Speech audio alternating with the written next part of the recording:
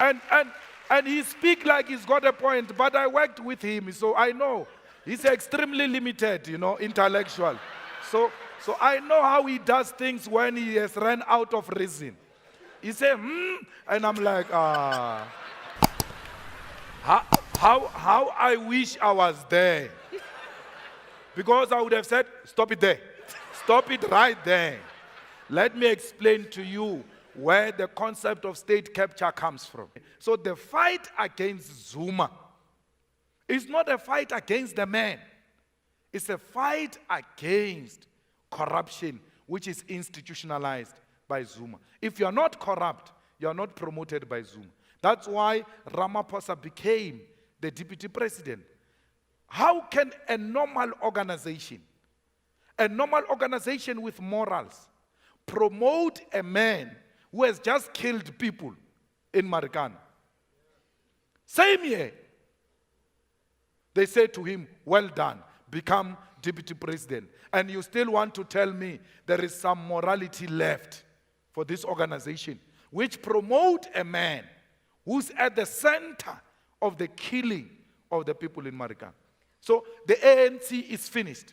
The DA is not an option because the DA protects white privilege. It wants to perpetuate white privilege. My money is not a DA leader.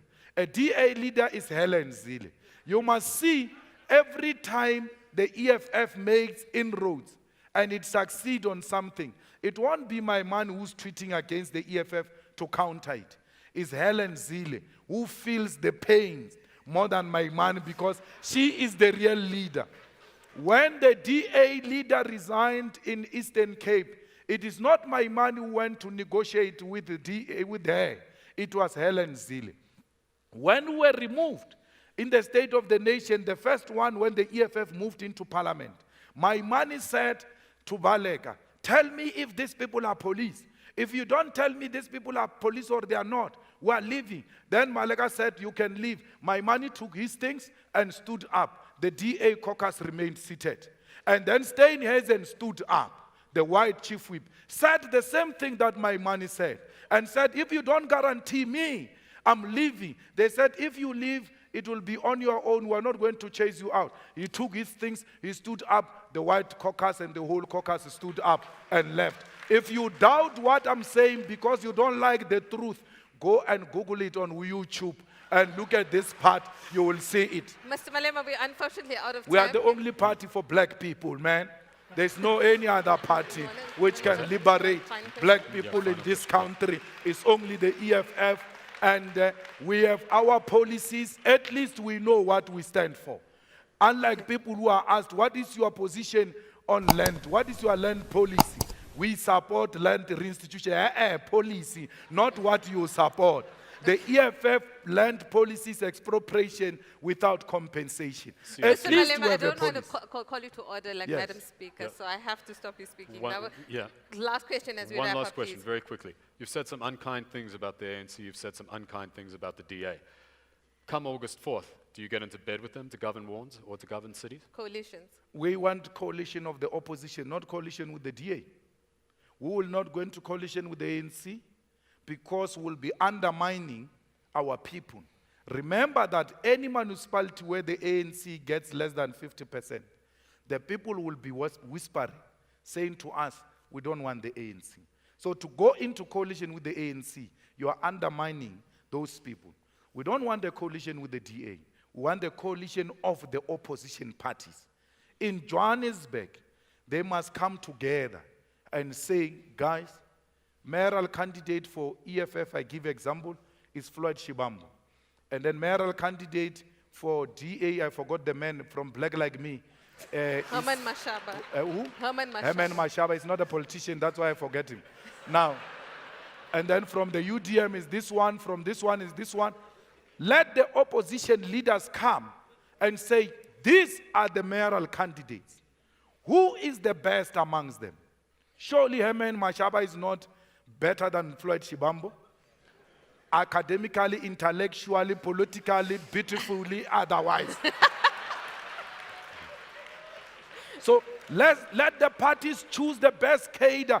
And even if that cadre comes from the UDM and the UDM got the lowest votes, let it be. Remember, the policy is let the best man or woman do the job and not the political parties. Zuma said he was going to sue me because I said he took money to Dubai and he must do that. He must sue me.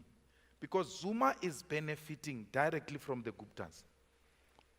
The ANC stopped the Gupta investigation because Zuma said so. Zuma said to Gauteng PGC, do you know what is the state? The state is the judiciary, the legislature, and the executive. When you say there is a capture, have they captured judiciary? Have they? And then no one dares to challenge him that they've captured you and you are the head of the state, and once they've captured the head of the state, they've captured the state. So, and he speaks like he's got a point, but I worked with him, so I know he's extremely limited, intellectual. So I know how he does things when he has run out of reason. He said, and I'm like, How I wish I was there. Because I would have said, stop it there. Stop it right there. Let me explain to you where the concept of state capture comes from. We will finish the Guiptas when we finish Jacob Zuma. For as long as Zuma is a president, corruption will never stop. For as long as Zuma is the president, the Guiptas will continue to capture the state. But I can tell you here now, Zuma is extremely powerful, at least in the ANC. Zuma, if he wants to be the president of the ANC, he will be president of the ANC for the third time. And no one will stop him. Because they are all scared of him. He has built this power.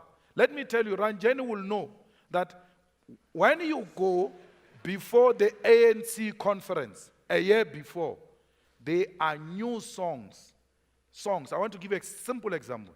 The new songs about the incoming president. That's preparation of succession.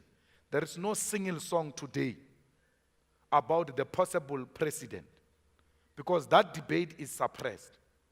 Zuma suppressed the Gupta debate. Zuma suppressed the succession debate. He's still weighing his option. Why is Zuma so in love with the presidency? It's not because he's got something to offer to South Africa. He's scared to go to prison. And he knows the only way of not going to prison is when you are in charge of presidency and then you can control the NPA. That Sean is nothing there. I've got no respect for such people.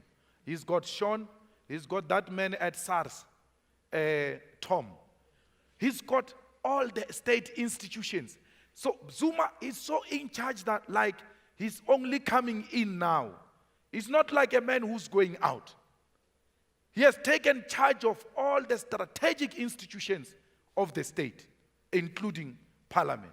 So he's not going anywhere. I mean, you just take Julius Malema now to go and run Transnet because he can sing very well in political meetings.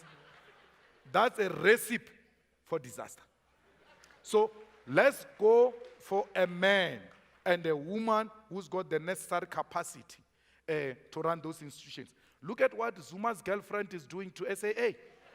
Now, it has moved from cadres, it has moved from cronies to concubines.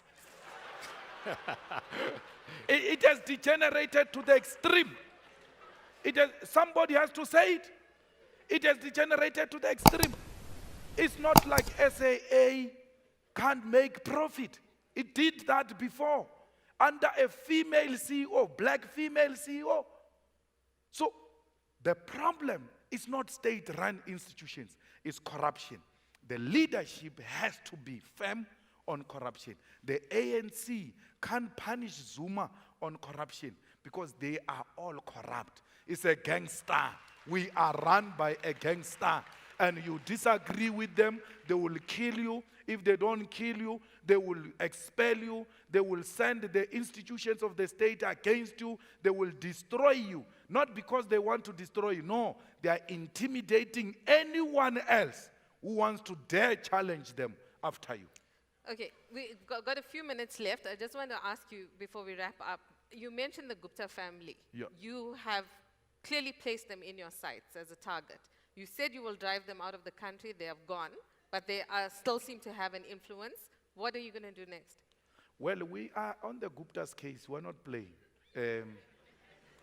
You know, when we spoke about the Guptas, we were attacked from all angles. That we are wrong, we are driving away the investors, we are doing all sorts of things, we are anarchists and all that. And then everybody else came, the banks, said, no, there is a problem here. We're closing their accounts. And then everyone else said, yeah, these Guptas are a problem. Why? Because it is now said by a white man that these people are a problem. Because the white man owns the banks. So they are a problem. And the problem of the Guptas is actually promoted by Zuma.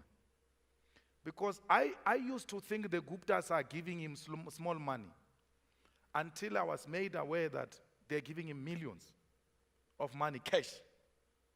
Hello everybody, welcome once again to AfriPost. I believe wherever you're watching us from, you're doing great.